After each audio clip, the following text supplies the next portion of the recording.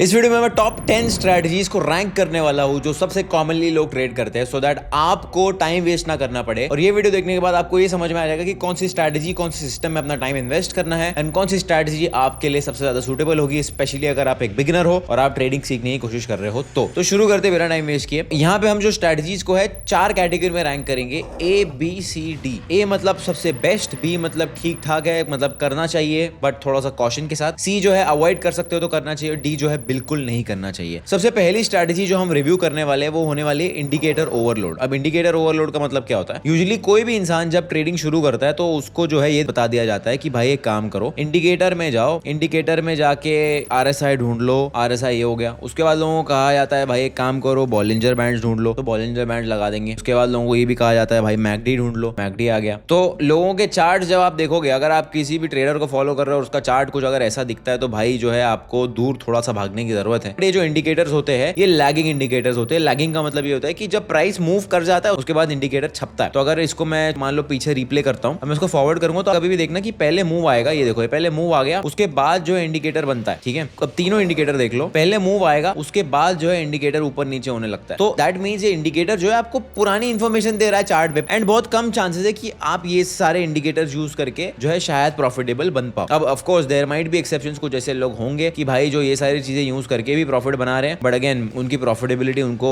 बधाई हो। लेकिन अगर आप एक कंप्लीट बिगिनर हो तो मैं आपको ये सजेस्ट करूंगा मेरे हिसाब से कि इंडिकेटर वाली स्ट्रेटजी से जितना दूर रहोगे उतना बेहतर है। तो इंडिकेटर ओवरलोड की strategy which includes RSI, Bollinger bands, McD और कुछ सारे इंडिकेटर्स एक्सेप्ट मूविंग एवरेज, ये सारे इंडिकेटर्स वाली स्ट्रेटजी को मैं डाल दूंगा D टियर में। D टियर मतलब जो है जितना इससे दूर रहोगे उतना बेहतर है। अब नंबर 2 पे हमारे पास एक स्ट्रेटजी या सिस्टम आने वाला है, वो है SMC। अब बहुत सारे लोग मुझे सवाल करते हैं कि उमर भाई SMC ट्रेड करना चाहिए कि ICT ट्रेड करना चाहिए। आज फाइनली हम जो है डिटेल में जाके इसको समझने वाले हैं। अब SMC में मैंने देखा है लोगों को 2 तरीके की चीजें ट्रेड करते हुए। SMC का फुल फॉर्म है वैसे स्मार्ट मनी कंसेप्ट, जहां पे क्लेम किया जाता है कि जो स्मार्ट मनी होती है, स्मार्ट मनी का मतलब इंस्टीट्यूशनल ट्रेडर्स, ना कि रिटेल ट्रेडर्स। हम जो है हम रिटेल ट्रेडर्स हैं, हम आम आदमी, कॉमन मैन, जिसको कहा जाता है डम मनी। स्मार्ट मनी कहा जाता है इंस्टीट्यूशंस को, जो बड़ी बड़ी बैंक्स होती है, जो मार्केट्स को मूव करती है, जिनके पास बिलियंस ऑफ डॉलर्स होते हैं, उनको स्मार्ट मनी कहा जाता है। एंड इसलिए कहा जाता है because it is assumed that कि भाई अगर कोई बिग बिलियन डॉलर बैंक कुछ मूव कर रही है, कुछ ट्रेड प्लेस कर रही है, तो they probably know something, they are smarter than the normal people, इसके लिए उनको स्मार्ट मनी कहा जाता है। एंड स्मार्ट मनी कंसेप्ट का मतलब बेसिकली ये होता है कि ऐसे कंसेप्ट जो इंस्टीट्यूशंस है जो स्मार्ट मनी यूज करती है। और स्मार्ट मनी कंसेप्ट में कुछ बेसिक कंसेप्ट आ जाते हैं, जैसे कि ऑर्डर ब्लॉक हो गया। ठीक है, ऑर्डर ब्लॉक का मतलब जो भी लेवल से एक बड़ा मोटा मूव आया है उसको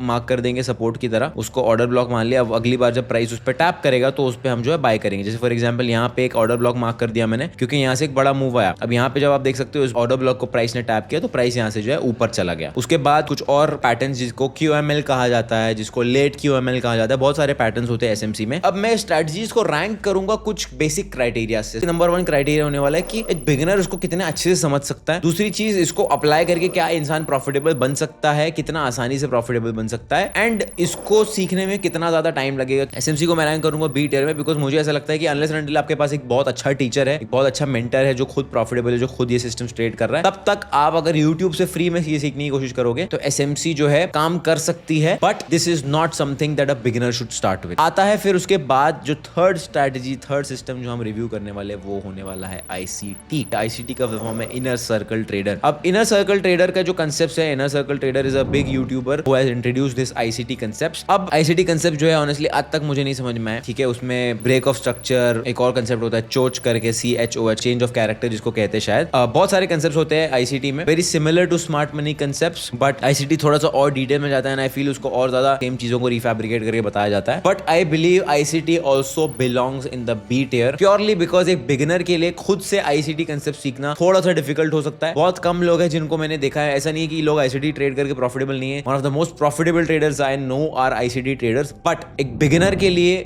सीखना बहुत कॉम्प्लेक्स हो सकता है, एंड एक बिगिनर को बहुत ज्यादा टाइम लग सकता है ICT सीखने में, इसलिए आई will put that on B टेयर। उसके बाद आता है ब्रेकआउट ट्रेडिंग। ब्रेकआउट ट्रेडिंग का मतलब क्या होता है कि एक लेवल है जो प्राइस बार बार टेस्ट कर रहा है, अगर प्राइस ब्रेक करने की कोशिश कर रहा है, अगर प्राइस उसको फाइनली ब्रेक कर देता है तो आप बाय करते हो, स्टॉप लॉस आपका जोन के नीचे होता है और टारगेट आपका 1:2 या अगला रेजिस्टेंस लेवल होता है। स्टार्टिंग में जब मैंने अपना जर्नी शुरू किया था तो मैं इंडियन स्टॉक मार्केट में ब्रेकआउट ट्रेडिंग करता था, स्विंग ट्रेडिंग करता था, and that is a strategy जिसकी वजह से मैंने पहली बार अपनी लाइफ में प्रॉफिटेबिलिटी देखी थी, एंड उसको मैं स्विंग ट्रेडिंग पे मतलब कुछ दिनों के ट्रेड्स होल्ड करता था, ना कि वो इंट्राडे पे करता था। इंट्राडे पे भी मैं कभी कभी स्टार्टिंग में ब्रेकआउट ट्रेडिंग करता था, बट वो मेरे लिए काम नहीं किया। तो मेरे एक्सपीरियंस के हिसाब से ब्रेकआउट ट्रेडिंग को मैं रैंक करूंगा सी टियर में। ब्रेकआउट ट्रेडिंग से दूर रहोगे तो बेहतर रहेगा। सिर्फ और सिर्फ अगर प्योरली आप ब्रेकआउट्स का वेट कर रहे हो बिना कोई अदर फैक्टर्स यूज किए, सिर्फ ब्रेकआउट्स के बेसिस पे ट्रेड करते हो, तो बहुत हाई चांसेस है कि आप शायद प्रॉफिटेबल ना बन पाओ, बिकॉज आज के टाइम पे मार्केट में इतना ज्यादा लिक्विडिटी हंट होता है, इतना ज्यादा स्टॉप हंट होता है। सिर्फ और सिर्फ आप ब्रेकआउट ट्रेडिंग करोगे तो बहुत कम चांसेस है कि शायद आप प्रॉफिटेबल ट्रेडर बन पाओ। उसके बाद आता है पांचवा strategy which is Fibonacci and pull back trading. Fibonacci और पुल बैक ट्रेडिंग को मैंने एक साथ रखा है। फिबोनाची और पुल बैक ट्रेडिंग का मतलब क्या होता है, अब कभी भी आप प्राइस को देखोगे तो प्राइस एक से स्ट्रेट लाइन में नहीं जाता है। प्राइस अगर ऊपर जाना होता है तो थोड़ा ऊपर जाएगा, नीचे आएगा, ऊपर जाएगा, नीचे आएगा, ऊपर जाएगा। This is always how price goes up, and if the price wants to go down तो प्राइस कभी स्ट्रेट नीचे नहीं गिरता है unless it's a crash. But price को अगर गिरना होता है तो प्राइस ऐसे गिरता है, वेव्स में गिरता है, नीचे की तरफ और ऊपर की तरफ। तो आप अगर एक पुल बैक ट्रेडर हो तो आपका गोल ये रहने वाला है कि भाई जब प्राइस ऊपर जा रहा है, जब भी प्राइस नीचे की तरफ पुल बैक देता है आप यहाँ बाय करोगे, ऊपर जा रहा है फिर से नीचे पुल बैक देता है आप यहाँ बाय करोगे। तो आपका गोल होता है as a pull back trader कि इन पुल बैक्स पे आप बाय करो। अब यूजुअली क्या होता है, पुल बैक का बेस्ट जज करने का तरीका होता है फिबोनाची। फिबोनाची एक बहुत अच्छा मैथमेटिकल कंसेप्ट है जो बहुत ब्रिलियंटली काम करता है, एंड ऑनेस्टली सिर्फ और सिर्फ ट्रेडिंग में नहीं, बहुत सारे यूनिवर्स की छोटी सी छोटी चीज में जो फिबोनाची के रेशियोज जो है काम करते हैं। तो मैं आपको एग्जांपल देता हूं। अब मान लो यहाँ पे प्राइस ऊपर गया, यहाँ पे नीचे की तरफ आया, यहाँ पे पुल बैक दिया प्राइस। अब मैं यहाँ से लो से लेके हाई पॉइंट तक फिबोनाची मार्क करूंगा। यहाँ पे मैंने फिबोनाची मार्क कर दिया, इसको मैं थोड़ा सा आगे एक्सटेंड कर लूंगा सो दैट मुझे समझ में आए कि प्राइस ने कितना पुल बैक लिया। यहाँ पे आप देखोगे एग्जैक्टली 0.618 लेवल पे, इसको हम कहते हैं गोल्डन पॉकेट। फिबोनाची के ऊपर मैंने बहुत सालों पहले एक डिटेल्ड वीडियो बनाया था, अगर आपको देखना तो आप वो देख सकते हो, जहाँ पे मैंने डिटेल में फिबोनाची समझाया हुआ है। यहाँ पे पुल बैक लिया और प्राइस यहाँ से ऊपर की तरफ चला गया, which was a brilliant pullback. Again, I think Fibonacci is one of the best concepts of trading that has ever existed. तो अगर मेरे को आपने सिर्फ ये कहा कि सब छोड़ दो, सिर्फ एक टूल यूज करके ट्रेड करो, तो that would be Fibonacci. तो Fibonacci को मैं डालूंगा एब्सोल्यूट A tier में। Fibonacci सबसे सिंपल टू अंडरस्टैंड है, एंड आपको बेसिक मार्केट अंडरस्टैंडिंग के साथ आप Fibonacci यूज करना शुरू कर सकते हो। अगर आपने Fibonacci यूज किया, there's a very high chance कि you will become a profitable trader. But Fibonacci को सही टाइम फ्रेम पे यूज करने आना चाहिए। अगर आप 1 मिनट टाइम फ्रेम पे यूज करोगे, जितना छोटे टाइम फ्रेम पे जाओगे उतना आपका एक्यूरेसी कम होता जाएगा, जितना हायर टाइम फ्रेम पे जाओगे उतना एक्यूरेसी जो है आपका बढ़ता जाएगा। Coming to 6th number strategy, जिसको मैंने नाम दिया है सेशन बेस्ड स्ट्रेटजी। अब सेशन बेस्ड स्ट्रेटजी जो है एक फॉर्म ऑफ स्ट्रेटजी जो मैं खुद यूज करता हूं। सेशन बेस्ड स्ट्रेटजी का मतलब क्या होता है कि ऑफ कोर्स फॉरेक्स मार्केट में 3 मेजर सेशंस होते हैं, एक होता है एशिया सेशन, एक होता है लंदन सेशन और एक होता है न्यूयॉर्क सेशन। तो एक ऐसी स्ट्रेटजी जो सेशन के बेसिस पे काम करती है उसको हम कहेंगे सेशन बेस्ड स्ट्रेटजी। अब मैं पर्सनली सेशन बेस्ड स्ट्रेटजी को बहुत ज्यादा यूज करता हूं। मैंने बहुत सारे फ्री में यूट्यूब वीडियोस भी बनाए हुए इन सिमिलर स्ट्रेटजीज को समझाते हुए, जो बहुत बेहतरीन है और बहुत सही तरीके से लोगों के लिए काम करती है। बहुत सारे लोगों ने बहुत प्रॉफिट भी बनाया है। तो एक सिंपल सेशन स्ट्रेटजी समझा देता हूं आपको। मान लो लंदन ओपन है, ठीक है, लंदन सेशन जब भी खुलता है, आपका अगर बायस बुलिश है, मान लो आपका मार्केट स्ट्रक्चर जो है लॉन्ग टर्म में आपको 4 टाइम फ्रेम पे, 8 टाइम फ्रेम पे बुलिश दिख रहा है, और अगर मार्केट ओपन होता है लंदन पे और जैसे ही आपको एक बुलिश ब्रेक ऑफ स्ट्रक्चर देता है, जैसे यहाँ पे 5 मिनट के टाइम फ्रेम पे बुलिश ब्रेक ऑफ स्ट्रक्चर हुआ है, तो यहाँ पे हम बाय कर सकते हैं। यहाँ पे मैं बाय का ट्रेड प्लेस कर दूंगा, नीचे स्टॉप लॉस लगा दूंगा और एक सिंपल 1:2 का टारगेट रखूंगा। इसको मैं कहता हूँ यूजुअली लंदन कंटिन्यूएशन स्ट्रेटजी, जहाँ पे लंदन ओपन के ऊपर हमें जो भी साइड ट्रेड मिल रहा है उस साइड पे हम लोग ट्रेड लेके मार्केट में एंटर कर सकते हैं। जैसे यहाँ पे मान लो अगर मेरा बायस बेरिश है, यहाँ पे लंदन ओपन हुआ, यहाँ पे बेरिश ब्रेक ऑफ स्ट्रक्चर मिल गया, ये मेरा स्टॉप लॉस होगा, मैं सिंपल 1:2 का टारगेट रखूंगा, एंड इन दिस सिनेरियो मेरा टारगेट जो है हिट हो गया। अब यूजुअली ये स्ट्रेटजी बहुत अच्छे से काम करती है। क्यों काम करती है? बिकॉज नॉर्मली क्या होता है, एल्गोरिदम्स, बैंक्स, बड़े बड़े इंस्टीट्यूशंस जो होते हैं वो एक स्पेसिफिक टाइम विंडो पे अपने एल्गोरिदम्स को प्ले करते हैं, अपने पैटर्न्स को रिपीट करते हैं। अब ऑफ कोर्स लंदन में बिग प्लेयर्स बैठे हुए हैं जिनको मार्केट मूव करना है, वो ऑफ कोर्स लंदन सेशन में ही वो चीज को करेंगे। एंड नॉर्मली क्या होता है, अब ये बैंक्स जो होते हैं, बड़े बड़े इंस्टीट्यूशंस जो होते हैं, इनको बहुत सारे ऑर्डर्स एग्जीक्यूट करने होते हैं, बहुत बड़े बड़े क्वांटिटी में। अब ऑफ कोर्स वो लोग ये एक बार में नहीं कर सकते, इनफैक्ट एक दिन में भी नहीं कर सकते। कभी कभी क्या होता है, इनको महीनों लग जाते हैं पूरी एक पोजीशन बिल्ड करने या एग्जिट करने में। अब अगर आपको एक एकदम huge amount of position exit करनी है या फिर एंटर करनी है, तो आपको अगर महीनों लगने वाले हैं, then what you will do is you will try to place the same orders at the same time and in the same way, जिससे क्या होता है कि मार्केट में एक रिपीटेड पैटर्न बन जाता है। अगर ये सिंपल सी स्ट्रेटजी को आप बार बार टेस्ट करोगे तो आपको रियलाइज होगा कि यूजुअली लंदन सेशन में एक अच्छा मूव आता है, एंड वो अच्छा मूव आने के लिए अगर आपने बेसिक मार्केट स्ट्रक्चर एनालिसिस कर लिया और लंदन ओपन पे ट्रेड कर लिया, then you can capture a good session, a good move in that particular session. Again ऐसी मैंने बहुत सारी स्ट्रेटजी बनाई हुई है जो सेशन बेस्ड है, and of course they work very well. मेरे स्टूडेंट्स के लिए भी बहुत अच्छे से काम कर रही है। तो I am going to put session based strategies in A tier, क्योंकि उसको समझ समझना भी बहुत आसान है, टाइम भी बहुत कम लगता है एंड आपको पूरा दिन चार्ट के सामने नहीं बैठना, सिर्फ एक सेशन के लिए बैठना है, 1-2 घंटे से ज्यादा टाइम देने की जरूरत नहीं पड़ती है एंड इजी टू अंडरस्टैंड है, एक बिगिनर इमीडिएटली इंप्लीमेंट कर सकता है। नंबर 7 पे है liquidity and stop Hunt strategies. अब बहुत सारे लोग आजकल लिक्विडिटी कर रहे हैं एंड लिक्विडिटी स्ट्रेटजीज को ट्रेड कर रहे हैं, बट क्या ये एक्चुअली काम करता है, ये कितना ज्यादा प्रैक्टिकल है? नाउ लिक्विडिटी जो है it is a very simple concept जो मैंने अगेन एक और यूट्यूब वीडियो में डिटेल में समझाया हुआ है, बट लिक्विडिटी अगर आप ओवरऑल समझने की कोशिश करोगे तो थोड़ा सा कॉम्प्लेक्स लगता है, एक बिगिनर के लिए थोड़ा सा हार्ड हो सकता है समझना, बट क्या वो काम करता है? 110%। Liquidity is an absolutely amazing concept and आपको आना ही चाहिए अगर आप ट्रेडर बनने की कोशिश कर रहे हो। तो बिगिनर हो, समझने में थोड़ा टाइम लग सकता है, डेफिनेटली काम करता है, थोड़ा सा कॉन्फिडेंस लगाना पड़ेगा, थोड़ा सा समझना पड़ेगा, बिगिनर हो तो टाइम लग सकता है, but definitely works and for that reason I think I will put liquidity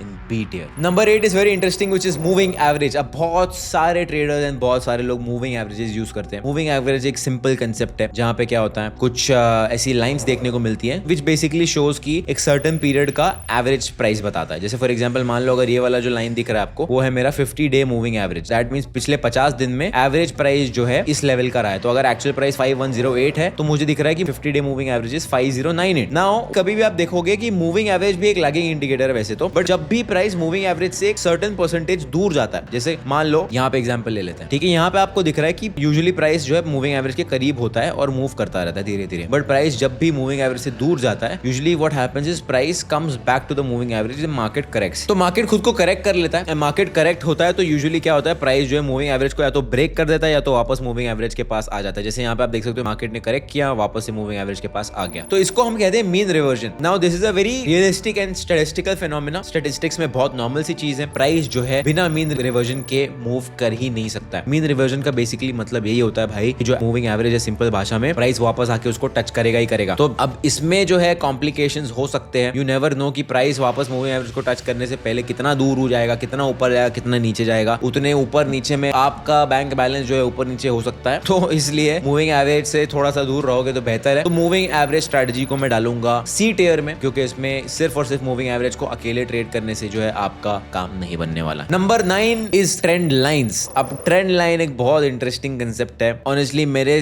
trading career की शुरुआत से मैंने ट्रेंड लाइंस की बैंड बजाई है और सिर्फ ट्रेंड लाइंस की बैंड बजाई है, क्योंकि मुझे आज तक जो है ट्रेंड लाइन का कंसेप्ट नहीं समझ में आया है एंड मुझे नहीं समझता है कि लोग ट्रेंड लाइंस को क्यों ट्रेड करते हैं। क्योंकि मेरा एक सिंपल सा आर्ग्यूमेंट ये है ट्रेंड लाइंस को लेके कि अगर लोग कहते हैं कि ट्रेंड लाइन पे प्राइस सपोर्ट लेता है, ठीक है लेता होगा, बट अगर एक बायर है जो यहाँ पर बैठा हुआ है, इस पर्टिकुलर एरिया में बैठा हुआ है और उसको इधर ही बाय करना है, तो अगर उसको 4980 पे बाय करना है तो वो किस दिमाग से बोलेगा कि मैं $10 में एक्स्ट्रा खरीद लेता हूँ? या तो वो अपने प्राइस के लिए वेट करेगा या तो वो बाय ही नहीं करेगा। In normal cases why would the buyer increase his bid price? तो मेरे हिसाब से जो सप्लाई और डिमांड होता है वो डायनामिक नहीं होता है, वो यूजुअली फ्लैट होता है, लीनियर होता है, जहां पे प्राइस जो है इसको टैप करता है एंड यूजुअली ऑर्डर्स को फिल करके प्राइस ऊपर नीचे जाता है। एंड अगर मान लो प्राइस बहुत ज्यादा ऊपर चला जाता है तो यूजुअली मार्केट एक नया सप्लाई और एक नया डिमांड फाइंड आउट करता है। बट ये सिंपल लॉजिकल रीजनिंग की वजह से मुझे ट्रेंड लाइन आज तक नहीं समझ में आई है, हो सकता है मैं गलत हूँ। ऐसा भी है कि बहुत सारे ट्रेडर्स है जो सिंपल ट्रेंड लाइंस को यूज करके प्रॉफिटेबल भी है, बट क्या मैं यूज करूंगा? नहीं। क्या मैं रिकमेंड करूंगा? Yes, trend line is a very simple concept to understand, but मैं ये बिलीव करता हूं कि कोई भी कंसेप्ट आप ट्रेड करे, कोई भी स्ट्रेटजी आप ट्रेड करे, उसके पीछे का आपको कंप्लीट लॉजिक समझ में आना चाहिए, क्योंकि अगर आपको लॉजिक समझ में आ गया है तो आप उस चीज को लेके बहुत कॉन्फिडेंट रहने वाले हो एंड कॉन्फिडेंस से ही आपका ट्रेडिंग साइकोलॉजी जो है वो अच्छा होगा। तो अगर ट्रेंड लाइंस के पीछे आपको कोई अच्छे से कंसेप्ट समझा सकता है एंड आप वो बिलीव कर पाते हो, आप लॉजिकली उसको समझ पाते हो, then trend line is a good concept to trade. Does it work in the higher time frames? Yes. तो I would put trend line, honestly मैं कंफ्यूज्ड हूं बी टियर और सी टियर में, एंड बिकॉज मैं confused हूं तो I am going to put trend line in C tier. And last but not the least, the most commonly traded strategy which is support and resistance. And हर एक इंसान जब trading सीखता है तो उसको बेसिक सपोर्ट और रेजिस्टेंस सिखाया जाता है। अब बेसिक सपोर्ट और रेजिस्टेंस का डेफिनेशन ये होता है कि एक ऐसा लेवल जो 3 बार टैप हो चुका है ऊपर की तरफ उसको रेजिस्टेंस कहेंगे, एक बेसिक लेवल जो 3 बार नीचे की तरफ टैप हो चुका है उसको जो है सपोर्ट कहेंगे। अब ये सपोर्ट ब्रेक होता है तो ये रेजिस्टेंस बन जाता है, रेजिस्टेंस ब्रेक होता है तो सपोर्ट बन जाता है। तो इसको कहते हैं सपोर्ट और रेजिस्टेंस, ठीक है। आज के टाइम पे सिंपल सपोर्ट और रेजिस्टेंस अगेन काम नहीं करता है। ऐसे मार्केट में आप सिंपल सपोर्ट और रेजिस्टेंस ट्रेड करने जाओगे तो आपकी बैंड बच जाएगी, बिकॉज मार्केट जो है बहुत ज्यादा ट्रैप करने लगा है, लोगों को स्टॉप लॉस हंट करने लगा है। जैसे यहाँ पे एग्जांपल दे देता हूँ, तो आप बोलोगे भाई कि ठीक है 1 बार हो गया, 2 बार हो गया, 3 बार हो गया, टेस्ट कर लिया इसको, तो यहाँ पे शॉर्ट मार देते हैं, यहाँ पे बैंड बच गई। तो ये भी होता है बेसिक सपोर्ट और resistance. And again basic support and resistance जो है इन मोस्ट केसेस फेल हो जाता है, इन मोस्ट केसेस काम नहीं करता है, अनलेस एंड अनटिल आप उसके साथ साथ या तो ऑर्डर ब्लॉक का कॉन्फ्लुएंस या फिर कुछ लोग फेयर वैल्यू गैप्स भी यूज करते हैं, कुछ लोग दूसरे कंसेप्ट भी यूज करते हैं, कुछ लोग volume profiles and other concept भी यूज करते हैं, लिक्विडिटी भी यूज कर सकते हैं। अनलेस एंड अनटिल आप सिंपल सपोर्ट और रेजिस्टेंस को कुछ कॉन्फ्लुएंस के साथ कंबाइन नहीं कर रहे हो, there is a very high chance that it will not work, specially for a trading strategy. अगर आप इसको वीकली टाइम फ्रेम या हायर टाइम फ्रेम पे लेके जाओगे देन डेफिनेटली बड़े बड़े टाइम फ्रेम्स पे सपोर्ट एंड रेजिस्टेंस लेवल्स काम करते हैं and that is majorly due to fundamental level. जैसे मान लो यहाँ पे मैं लेवल अगर बना देता हूँ तो गोल्ड का आप देख सकते हो $1000 का जो लेवल था एक बहुत स्ट्रॉन्ग सपोर्ट था। प्राइस ने जब भी $1000 के आसपास आया तो प्राइस ने यहाँ पे बहुत स्ट्रॉन्ग सपोर्ट लिया, फिर यहाँ से ऊपर गया। उसके बाद आप यहाँ देख सकते हो कि ये एक लेवल था गोल्ड का, एक बहुत स्ट्रॉन्ग रेजिस्टेंस था। ये रेजिस्टेंस लेवल जो है ऑलमोस्ट टूटने के लिए 4 साल लग गए थे और फिर जब टूटा तो भाई ऐसा टूटा कि भाई लग रहा है अब कभी वापस ही नहीं आ पाएगा यहाँ पे। तो support and resistance long term में काम करता है। It can be used for long term buying, long term investing, but for trading I don't think it's a good concept. So I am going to put this